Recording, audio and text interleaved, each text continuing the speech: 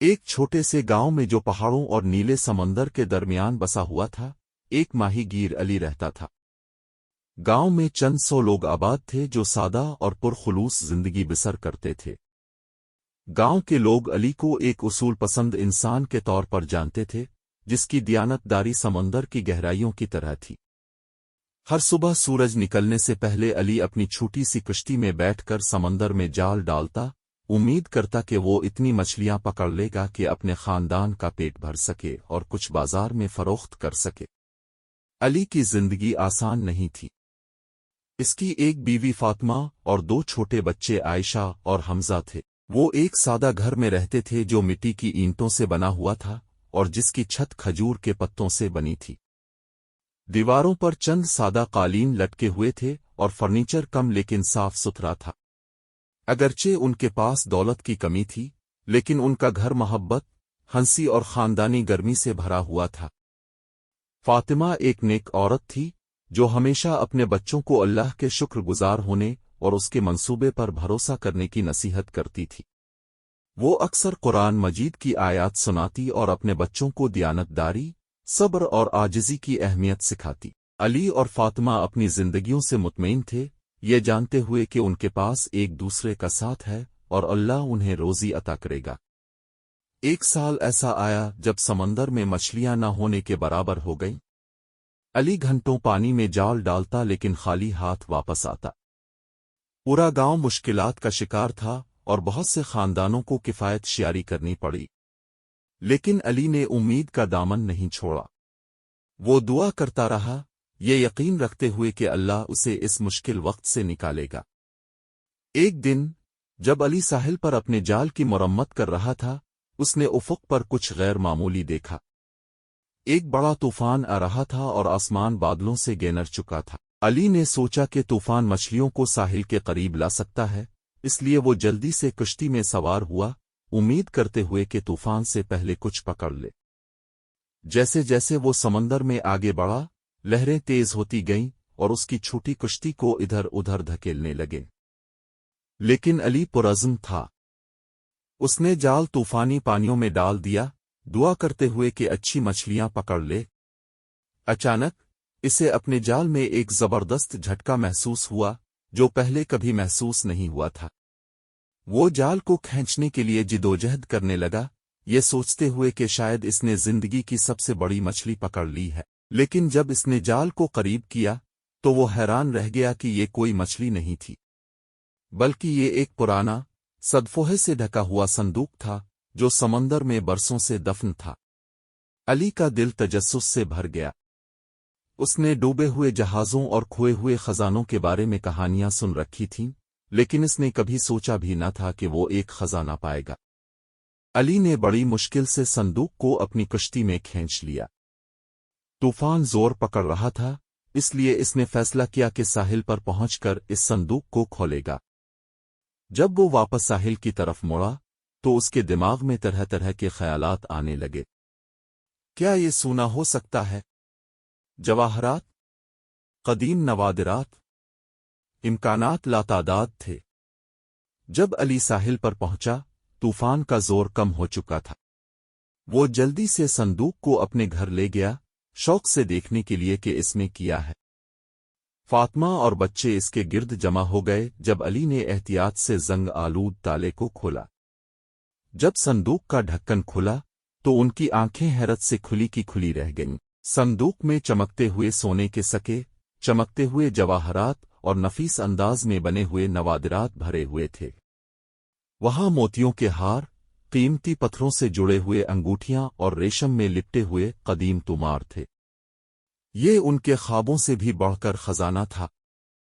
کچھ لمحوں کے لیے پورا خاندان حیران و پریشان رہ گیا۔ علی کو اپنی آنکھوں پر یقین نہیں آ رہا تھا۔ اس دولت کے ساتھ وہ ایک شاہانہ زندگی گزار سکتے تھے۔ وہ ایک بڑا گھر خرید سکتے تھے، بہترین کھانوں کا لطف اٹھا سکتے تھے اور بہترین لباس پہن سکتے تھے۔ انہیں کبھی پیسے کی فکر نہ کرنی پڑتی، لیکن جیسے جیسے ابتدائی جوش و خروش ختم ہونے لگا، علی کے دل میں ایک عجیب بے چینی پیدا ہوئی۔ اسے اسلام کی تعلیمات یاد آئیں جو دولت اور لالچ کے فتنوں سے خبردار کرتی ہیں۔ وہ جانتا تھا کہ یہ خزانہ اللہ کی طرف سے ایک آزمائش ہے، اس کے کردار اور ایمان کا امتحان۔ فاطمہ نے اپنے شوہر کے اندرونی اضطراب کو محسوس کیا اور نرمی سے اس کے کندھے پر ہاتھ رکھا۔ علی، اس نے نرمی سے کہا، یہ خزانہ یقیناً ایک نعمت ہے، لیکن یہ ایک آزمائش بھی ہے۔ ہمیں یاد رکھنا چاہیے کہ ہماری حقیقی دولت ہمارے ایمان اور اعمال میں ہے۔ تم کیا کرو گے؟ علی جانتا تھا کہ اسے کیا کرنا ہے۔ ہمیں شیخ حسن سے رہنمائی حاصل کرنی چاہیے، اس نے جواب دیا۔ وہ جانتے ہوں گے کہ کیا درست ہے۔ شیخ حسن گاؤں کے بزرگ تھے، ایک بڑے عالم اور پرہیزگار شخص۔ وہ کئی سالوں سے گاؤں کے روحانی رہنما کے طور پر خدمات انجام دے رہے تھے، قرآن کے علم اور اسلامی قانون کی گہری سمجھ کے ساتھ کمیونٹی کی رہنمائی کر رہے تھے۔ وہ مسجد کے قریب ایک سادہ گھر میں رہتے تھے، جہاں وہ اپنے دن مطالعہ کرنے، پڑھانے اور ضرورت مندوں کی مدد کرنے میں گزارتے تھے۔ جب علی صندوق کے ساتھ شیخ حسن کے گھر پہنچا تو شیخ نے اسے گرمجوشی سے خوش آمدید کہا۔ علی نے بتایا کہ اس نے خزانہ کیسے پایا اور اس کے بارے میں اپنے خدشات کا اظہار کیا کہ اسے کیا کرنا چاہیے۔ شیخ حسن نے غور سے سنا اور علی کی باتوں پر گہری سوچ میں سر ہلاتے رہے۔ یہ خزانہ واقعی ایک بڑی آزمائش ہے، علی، شیخ نے طویل خاموشی کے بعد کہا۔ اللہ نے اسے تمہارے حوالے کیا ہے تاکہ وہ دیکھ سکے کہ تم کیا کرو گے۔ تم نے رہنمائی کے لیے آ کر اچھا کیا، کیونکہ قرآن ہمیں سکھاتا ہے کہ غیر قانونی طریقوں سے حاصل کی گئی دولت میں کوئی برکت نہیں ہوتی۔ ہمیں اللہ کی نظر میں صحیح کام کرنا چاہیے۔ شیخ حسن نے مشورہ دیا کہ وہ گاؤں میں اس دریافت کا اعلان کریں تاکہ اصل مالک کو اسے دعویٰ کرنے کا موقع ملے۔ اگر کوئی سامنے نہ آئے تو پھر وہ فیصلہ کریں گے کہ اس خزانے کو کیسے استعمال کیا جائے تاکہ کمیونٹی کو فائدہ پہنچے۔ علی متفق ہوا، اور اگلے دن شیخ حسن نے جمعہ کی نماز کے بعد گاؤں کے سامنے کھڑے ہو کر خزانے کی کہانی بیان کی اور کسی کو دعوت دی جو سمجھتا ہو کہ وہ اس کا اصل مالک ہے، آگے آئے۔ گاؤں والے اس کہانی سے حیران تھے اور آپس میں سرگوشیاں کرنے لگے کہ آخر یہ خزانہ کس کا ہو سکتا ہے۔ کئی دن گزر گئے اور کوئی بھی خزانے کا دعویٰ کرنے نہیں آیا۔ گاؤں والے قیاس آرائیاں کرنے لگے کہ شاید یہ خزانہ کسی طویل عرصہ سے کھوئے ہوئے خاندان کا تھا یا جنگ کے دوران چھپایا گیا تھا۔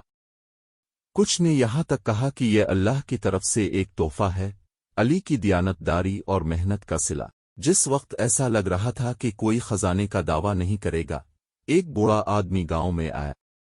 وہ کمزور تھا، اس کے کپڑے پرانے اور پھٹے ہوئے تھے، اور وہ چلتے ہوئے لکڑی کی چھڑی پر بھاری جھک رہا تھا۔ گاؤں والے تجسس سے دیکھتے رہے جب وہ بوڑھا آدمی شیخ حسن اور علی کے قریب آیا۔ میں خزانے کا دعویٰ کرنے آیا ہوں، بوڑھے نے لرزتی ہوئی آواز میں کہا۔ یہ میرے آباء و اجداد کا تھا، جنہوں نے اسے جنگ کے زمانے میں سمندر میں دفن کر دیا تھا۔ انہیں خوف تھا کہ اسے حملہ آور لے جائیں گے، اس لیے انہوں نے اسے چھپا دیا، یہ امید کرتے ہوئے کہ ایک دن ان کی اولاد اسے دوبارہ حاصل کر سکے گی۔ بوڑھے کی کہانی کو کچھ گاؤں والوں نے شک کی نظر سے دیکھا، لیکن شیخ حسن نے مزید تفصیلات پوچھے۔ بوڑھے نے صندوق کے مواد کو بڑی درستگی کے ساتھ بیان کیا اور ہر چیز کی تاریخ کو اپنے خاندان سے گزرتی ہوئی یاد کرتے ہوئے سنایا۔ اس نے یہاں تک کہ ایک قدیم نقشہ پیش کیا جس میں وہ مقام دکھایا گیا تھا جہاں خزانہ چھپایا گیا تھا۔ تاریخی ریکارڈز کی جانچ اور گاؤں کے دیگر بزرگوں سے مشورہ کرنے کے بعد شیخ حسن اس نتیجے پر پہنچے کہ بوڑھا آدمی واقعی خزانے کا اصل مالک ہے۔ گاؤں والے بوڑھے کی کہانی اور اس کے خزون بڑھئے کی تلاش میں کیے گئے مشکلات سے متاثر ہوئے۔ علی کو بھی گہری سکون کا احساس ہوا، یہ جانتے ہوئے کہ صندوق اپنے اصل مالک کے پاس پہنچ گیا ہے۔ بوڑھا آدمی تاہم بے حد شکر گزار تھا۔ اس نے علی کو اس کی دیانت داری اور مہربانی کے صلے میں خزانے کا ایک حصہ پیش کیا، لیکن علی اپنے فطرت کے مطابق اس پیشکش کو مسترد کر دیا۔ میں آپ کی سخاوت کے لیے شکر گزار ہوں، اس نے کہا، لیکن میں اپنا اجر اللہ سے چاہتا ہوں۔ میرا دل مطمئن ہے اور مجھے سکون ہے کہ میں نے صحیح کام کیا ہے۔ बूढ़ा आदमी इसरार करता रहा और बहुत सी तरगीब के बाद अली ने खजाने का एक छोटा सा हिस्सा कबूल करने पर इत्तेफाक किया। उसने इसे एक नई माहीगीरी कश्ती खरीदने, अपने घर की मरम्मत करने और अपने खानदान की कफालत के लिए इस्तेमाल किया। लेकिन इसने ये दौलत अपने लिए नहीं रखी। अली और फातिमा ने फैसला किया कि वो बाकी पैसों को गांव के गरीबों और ज़रूरतमंदों की मदद के लिए इस्तेमाल करेंगे।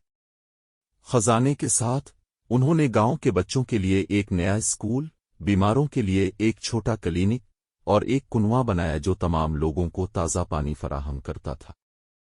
उन्होंने ये भी यकीनी बनाया कि बुजुर्ग और बेवा औरतों को बाकायदगी से मदद मिले और रमज़ान के दौरान इज्तिमाई खानों का एहतमाम किया। गांव वाले अली की सखावत से बहुत मुतासिर हुए और उसकी दियानतदारी और सच्चाई की शोहरत दूर दूर तक फैल गई।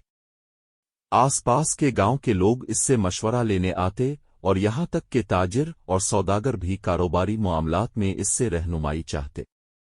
अली ने अपनी सादा जिंदगी जारी रखी, हर सुबह समंदर में मछलियां पकड़ने के लिए जाता रहा, लेकिन इसका दिल गहरी खुशी से भरा हुआ था। वो जानता था कि इसने अल्लाह की तरफ से रखी गई आजमाइश को पास किया है और उसकी हकीकी दौलत उन सोने और जवाहरात में नहीं थी जो इसने पाए थे, बल्कि इसकी दौलत इसके खानदान, ईमान और उसकी बरादरी की दुआओं में थी। साल गुजरते गए, गांव खुशहाल हो गया और अली के बच्चे बड़े होकर अपने वालिदैन की तरह मेहरबान और सखी बन गए। उन्होंने अपने वालिद की दियानतदारी, आजिज़ी और अल्लाह पर भरोसे की रवायत को जारी रखा और अपनी औलाद को वही अक़दार सिखाएं जो उनके वालिद ने उन्हें सिखाई थी। और यूं अली की कहानी, जो एक सादा माहीगीर था और जिसने एक खजाना पाया और सही काम करने का फैसला किया, गांव में एक दास्तान बन गई। ये बुजुर्गों की जानिब से बार बार सुनाई जाने वाली कहानी बन गई, नस्ल दर नस्ल मुंतकिल होती रही, जो दियानतदारी की ताकत और उन बरकतों की याद दिलाती रही जो अल्लाह की हिकमत पर भरोसा करने वालों को मिलती है। कहानी का सबक, ये कहानी सिखाती है कि दियानतदारी और इखलाकी उसूल जिंदगी की हकीकी दौलत हैं, जो मादी दौलत से कहीं ज्यादा कीमती है। ये हमें याद दिलाती है कि जिंदगी का हर इम्तिहान, चाहे वो दौलत हो या गुर्बत, अल्लाह पर ईमान जाहिर करने और नेकी के साथ अमल करने का मौका होता है। हकीकी कामयाबी और खुशी इसमें है कि हम दियानतदारी से दूसरों की मदद करें और ये यकीन रखें कि अल्लाह हमें इन तरीकों से नवाजेगा जिनका हम तसव्वुर भी नहीं कर सकते।